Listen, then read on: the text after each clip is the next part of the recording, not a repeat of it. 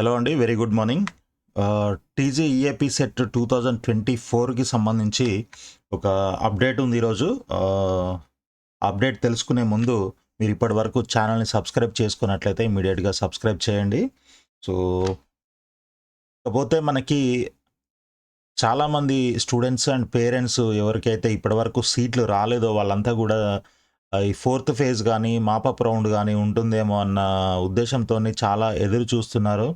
అది మనకి మన వీడియోస్లో కామెంట్స్లో చాలామంది పెడుతూ ఉన్నారు. అదేవిధంగా నాకు కాల్స్ కూడా చేస్తున్నారు కొంతమంది. సో వాళ్ళకి సంబంధించి ఒక గుడ్ న్యూస్ అయితే వచ్చిందని చెప్పొచ్చు. లాస్ట్ వీక్ హైకోర్టు అయితే తీర్పు ఇవ్వడం జరిగింది. అంటే ఫోర్త్ ఫేజ్ కానీ లేదంటే మాపప్ రౌండ్ కానీ కండక్ట్ చేయండి అని చెప్పేసి గవర్నమెంట్కి డైరెక్ట్ చేయడం జరిగింది. బట్ తెలంగాణ గవర్నమెంటు ఈ విషయం పైన మళ్ళీ సుప్రీం కోర్టుకు కూడా వెళ్ళడం జరిగింది. ఆ విషయం కూడా మనం ఇంతకుముందు మాట్లాడుకున్నాము. సో దానికి సంబంధించి సుప్రీం కోర్టు నిన్న ఏం చెప్పింది అనేదే ఈ యొక్క న్యూస్ అన్నమాట. సో ఒక్కసారి మనం ఈ న్యూస్లోకి వెళ్ళి క్లియర్గా చూద్దాము. ఇంజనీరింగ్లో సివిల్ మెకానికల్ కోర్సుల్లో సీట్లు తగ్గించుకొని ఆ మేరకు బీటెక్ కంప్యూటర్ సీట్లు పెంచుకోవడానికి ప్రైవేట్ ఇంజనీరింగ్ కాలేజీలకు అనుమతినిస్తూ తెలంగాణ హైకోర్టు ఈ నెల 9న ఇచ్చిన తీర్పులో జోక్యం చేసుకోవడానికి సుప్రీంకోర్టు నిరాకరించింది.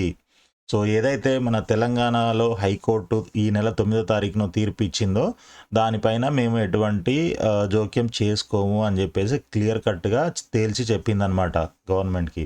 ఓకే, సో ఆ తీర్పును సవాల్ చేస్తూ రాష్ట్ర ప్రభుత్వం వేసిన పిటిషన్ను CJI justice DY Chandrachud, justice JB Pardiwala, justice Manoj మిశ్రాల ధర్మాసనం డిస్మిస్ చేసింది.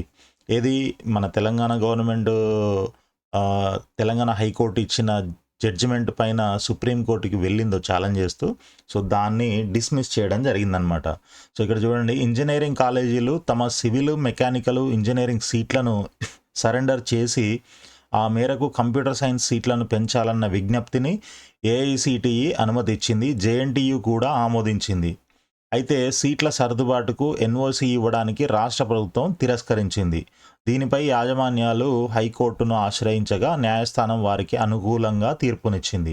దీన్ని సవాల్ చేస్తూ ఈ నెల ప్రభుత్వం 11న వేసిన పిటిషన్ను సుప్రీంకోర్టు కొట్టేసింది. సో సుప్రీంకోర్టు కొట్టేసింది అని అంటే ఏది పిటిషన్ను, ఏ పిటిషను? తెలంగాణ గవర్నమెంట్ వేసిన పిటిషన్ కొట్టేసింది. అంటే హైకోర్టు ఏం చెప్పిందో అదే ఫాలో అవ్వండి అని చెప్పేసి దీని అర్థం అన్నమాట.